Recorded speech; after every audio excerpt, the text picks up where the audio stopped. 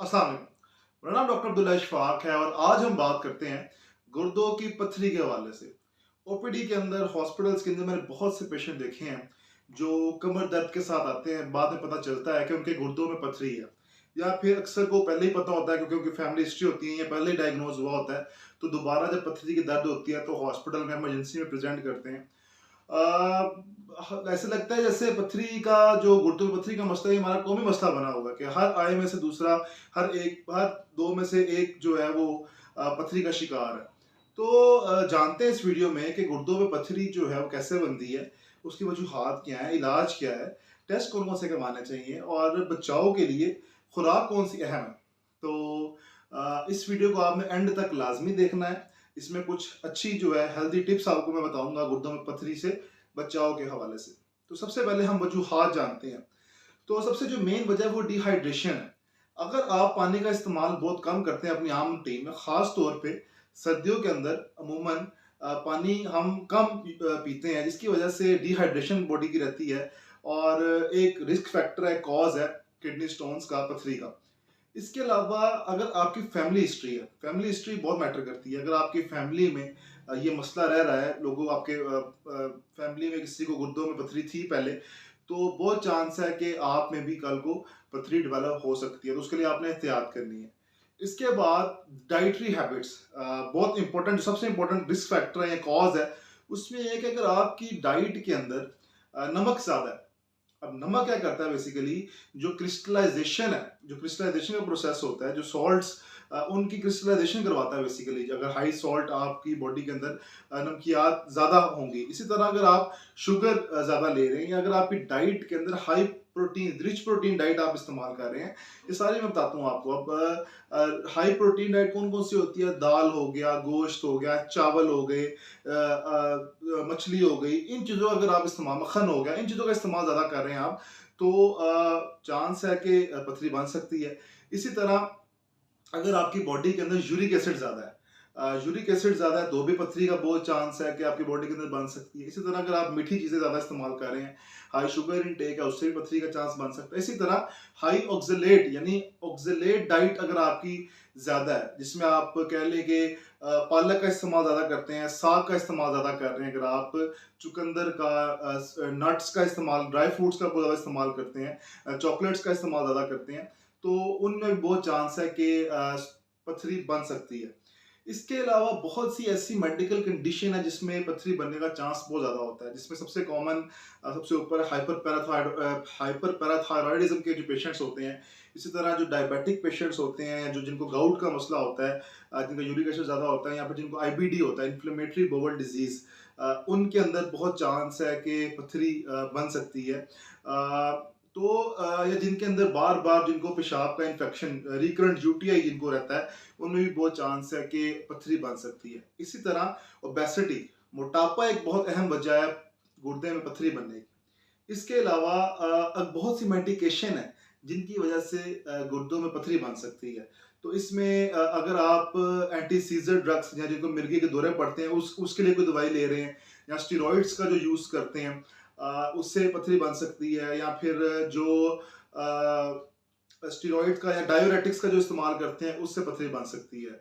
तो ये कुछ अद्वियात थी जिससे गुर्दे में पथरी बनने का खदशा बहुत ज़्यादा हो जाता है। इसके अलावा मल्टीविटामिन्स अक्सर जिम्स के अंदर बचे जाते हैं, वो मल्टीविटामिन्स रिकमेंड करते हैं। तो मल्टीविटामिन्स का जो डायरेक्ट इफेक्ट है गुर्दों के ऊपर होता है, तो गुर्दे उससे ख़राब भी हो सकते हैं और उससे जो है वो पथरी बन सकती है। मल्टीविटामिन्स के अंदर अगर आपकी उसके इंटेक विटामिन सी की बहुत ज़्यादा है, या विटामिन डी की इंटेक बहुत ज़्यादा एक्सेस अगर आप लेंगे, तो उससे बहुत खदशा है कि गुर्दों में पथरी बन सकती है।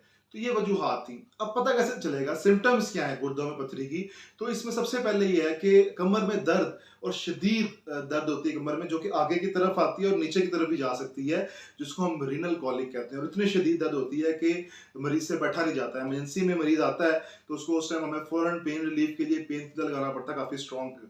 उसके बाद अगर वॉमिटिंग आपको आ रही है, बुखार रह रहा है, पेशाब में जलन हो रही है, या पेशाब में रुकावट रह रही है, या पेशाब में खून आ रहा है, तो ये सब अलामात हैं कि आपके गुर्दे में पथरी हो सकती है।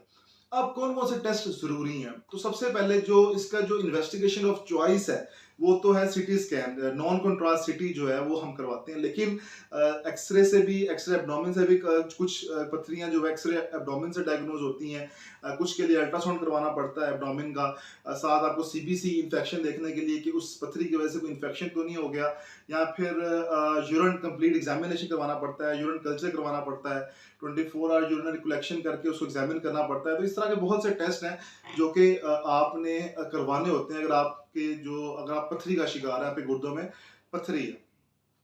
तो ये होगी इन्वेस्टिगेशंस।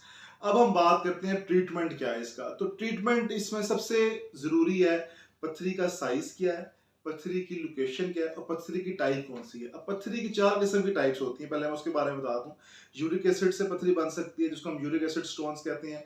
ऑक्सलेट से, हाई ऑक्सलेट डाइट अगर आपकी है तो उसको हम कैल्शियम ऑक्सलेट स्टोन्स कहते हैं। इसी तरह सिस्टीन अगर आपके खून में ज़्यादा, उससे पथरी बन सकती है, जिसको हम सिस्टीन स्टोन्स कहते हैं। फिर एक स्टूवाइट स्टोन्स होते हैं। तो ये 4 तरह की इकसाम है। तो इलाज हमेशा डिपेंड करता है कि एक पत्थरी की लोकेशन क्या है, उसकी टाइप क्या है, उसका साइज क्या है। तो साइज सबसे जरूरी है। अब साइज में देखना क्या है कि अगर आपकी पत्थरी का साइज 5 mm से कम है, तो देखें आप सबको पढ़ना आना चाहिए, अल्ट्रासाउंड पढ़ना आना चाहिए, बेसिक चीजों का पता होना चाहिए। अगर 5 mm से स्टोन कम है तो इसका मतलब क्या है कि आपकी पत्थरी ज्यादा पानी पीने से, अगर आप बहुत ज्यादा पानी पीते हैं तो उससे पथरी निकल सकती है। अगर स्टोन 10 mm तक है, यानी 10 mm से नीचे का साइज है, तो जो मेडिकल एक्सपल्सिव थेरेपी है, यानी कि दवाइयों से पथरी निकलने का चांस बहुत ज्यादा होता है, निकल सकती है। लेकिन अगर पथरी 5 mm से 20 mm तक चली जाती है, यानी कि 20 mm तक चली जाती है, तो उसके फिर दो तरह के इलाज होते हैं। एक तो होता है कि जिसको हम कहते हैं कि लिथोट्रिप्सी, जिसको हम कहते हैं कि शुआएं लगती हैं। तो अक्सर आपने सुना होगा कि शुआएं लगती हैं, तो लेकिन अब ये कम इस्तेमाल होता है। इसके अलावा यूरोटेरोस्कोपी जो है, यूआरएच जिसको हम कहते हैं, जिसमें स्टंट डाल के पेशाब की रुकावट को दूर किया जाता है, और जिसकी वजह से पथरी का चांस होता है कि वो पेशाब के रास्ते के जरिए निकल सकती है। तो ये दो इलाज थे अगर आपका 5 mm से 20 mm तक का स्टोन है। लेकिन अगर स्टोन का साइज 20 mm से ज्यादा है, 2 सेंटीमीटर से ज्यादा का स्टोन है, तो उसके लिए एक ट्रीटमेंट होता है, जिसको हम कहते हैं, एक सर्जरी होती है, उसको कहते हैं पीसीएनएल, परक्यूटेनियस नेफ्रोलिथोटमी। तो ये बेसिकली कैमरे के जरिए, लेजर के जरिए जो है वो पत्थरी के साइज को छोटा किया जाता है, और फिर वो पेशाब के जरिए निकल जाता है। आपकी कमर पे 1 या 2 सेंटीमीटर का चीरा दिया जाता है, और इससे जो है एक ऑपरेट करके आपकी जो पत्थरी का साइज है छोटा करके, फिर वो पानी के जरिए, पेशाब की नाली के जरिए पत्थरियां निकल जाती हैं। तो ये पीसीएनएल का ऑपरेशन है। तो ये इलाज है इसका। तो आपने हमेशा जो है वो डॉक्टर से मशवरा करके, अपने नेफ्रोलॉजिस्ट से या यूरोलॉजिस्ट से, अगर सर्जरी रिक्वायर्ड है तो यूरोलॉजिस्ट के पास जाएंगे, अगर छोटा स्टोन है तो आप नेफ्रोलॉजिस्ट के पास भी जा सकते हैं। तो नेफ्रोलॉजिस्ट का काम क्या, बेसिकली वो आपको कॉज भी बताएगा कि आपकी पत्थरी की वजह जिस चीज से बन रही है उसकी वजह क्या है। अगर आपका यूरिक एसिड ज्यादा है और वो वाली पत्थरी बन रही है जो यूरिक एसिड की वजह से, तो आपने यूरिक एसिड को भी कंट्रोल करना है। इसी तरह अगर ऑक्सलेट स्टोन्स हैं आपके, तो आपने ऑक्सलेट रिच डाइट है उसको भी कंट्रोल करना है। तो इस तरह जो है वो आपका ट्रीटमेंट होगा। फिर उसके बाद जो सबसे इंपॉर्टेंट चीज है वो है प्रिवेंशन। प्रिवेंशन सबसे ज्यादा जरूरी है। तो आप अपनी रूटीन का हिस्सा बना लें, नंबर 1 कि पानी 3 से 4 लीटर पानी रोज अपनी जो है ना वो रूटीन का हिस्सा बना लें। और पानी इतना पिए कि जब आप यूरिन करने जाएं, पेशाब करने जाएं, तो उसका रंग जो है वो क्लियर कलर उसका हो। आपको खुद ही पता लग जाएगा मैं बहुत ज्यादा पानी पी रहा हूँ, कंसंट्रेटेड यूरिन आपको ना आए। तो पानी 3 से 4 लीटर, खास तौर पे जिनकी हिस्ट्री है, जिनको पहले पथरी रह चुकी है, पानी बहुत ज्यादा इस्तेमाल करें। उसके बाद डाइटरी मॉडिफिकेशन बहुत जरूरी है। जैसे मैंने आपको पहले कहा कि सॉल्ट अपनी कम कर दें। देखें, जो चीजें मैं आपको बता रहा हूँ ये आपने बैलेंस्ड वे में करनी है। ये नहीं कि उसी चीज को बिल्कुल निकाल देना आपने, तो निकालने के भी नुकसान होते हैं। आपने बैलेंस्ड वे में सॉल्ट को कम करना है। आपने शुगर जो है वो जो स्वीट डिशेज होती हैं, मीठा होता है, वो कम कर देना। आपने प्रोटीन रिच डाइट कम कर देनी है। अगर आपको पथरी का मसला है या आपकी फैमिली हिस्ट्री है, पहले आपको पथरी रह चुकी है, जिसमें मैंने बताया दाल हो गया, चावल हो गए, मक्खन हो गया, मछली हो गई, इनका इस्तेमाल थोड़ा सा बैलेंस्ड वे में कम कर दें। इसी तरह ऑक्सैलिक एसिड डाइट आपने जिनके अंदर ऑक्सलेट होता है वो कम कर देनी है। खास तौर पर टमाटर हो गया, पालक हो गई, साग हो गया, चुकंदर हो गई, ड्राई फ्रूट जितने आ जाते हैं, नट्स आ जाते हैं, चॉकलेट्स आ जाती हैं, कैफीन आ जाती है, इनका इस्तेमाल कम करें। उसके अलावा अपना, अगर आप मोटापे का शिकार है तो अपना वजन कम करें। और इसमें एक बड़ी इंपॉर्टेंट चीज है, लोग पूछते हैं कि जो अब ये बेसिकली जो स्टोन्स होते हैं कैल्शियम ऑक्सलेट स्टोन होते हैं, तो जो असल कल्प्रिट है वो ऑक्सलेट है, ऑक्सैलिक एसिड है, नॉट अ कैल्शियम। तो कैल्शियम आपने ज्यादा लेना है, कैल्शियम को कम नहीं करना, आपने ऑक्सलेट जिनके अंदर ज्यादा है उनको बेसिकली कम करना। इसके अलावा अगर आप अपनी डाइट के अंदर सिट्रिक एसिड जो फ्रूट्स हैं, जो सिट्रस फ्रूट्स हैं, उनको बढ़ा देंगे तो पथरी का चांस कम हो जाएगा, जिसके अंदर आपके पास सबसे पहले नींबू आता है, फिर आपके पास माल्टे हो गए, मौसमी होगी, किन्नू हो गया, या फिर सेब है। तो सेब का जूस जो है, सिरका है, विनेगर है, इनके अंदर जो है सिट्रस एसिड पाया जाता है, सिट्रिक सोडा पाया जाता है। तो अक्सर बहुत से यूरोलॉजिस्ट आपको साशे जिनके अंदर सिट्रस सोडा होता है वो पानी में डाल के पीने का कहते हैं, तो उसका मतलब यही होता है। तो पानी के अंदर आप नींबू नींबू पानी का इस्तेमाल ज़्यादा से ज़्यादा करें। तो इस तरह के जो टोटके हैं, इस तरह की जो अगर आप डाइटरी मॉडिफिकेशन अपनी लाइफ के अंदर ले आएंगे तो पथरी बिल्कुल भी आपकी दोबारा नहीं बनेगी। तो ये कुछ जो है वो तरीके हैं और जिससे आप दोबारा पथरी बनने से बच सकते हैं। तो उम्मीद है कि एक जो किडनी स्टोन से रिलेटेड जितने भी क्वेश्चंस थे आपके ज़हन में वो क्लियर हो गए होंगे। फिर भी अगर आप कुछ पूछना चाहते हैं तो कमेंट सेक्शन में पूछ सकते हैं। तो देखें, ये जो चीज़ें मैंने आपको बताई हैं ये हर एक को पता होना चाहिए। ज़रूरी नहीं है कि डॉक्टर को सिर्फ ये जगह पता होना चाहिए। ये मेडिकल एजुकेशन है कि एक आम शख्स को भी अपना, अगर उसको गुर्दों का पथरी का मसला है, जिसको नहीं भी मसला है, जिसकी फैमिली हिस्ट्री है, उसको पता होना चाहिए कि मैंने कौन सी चीज़ इस्तेमाल करनी है, कौन सी नहीं करनी।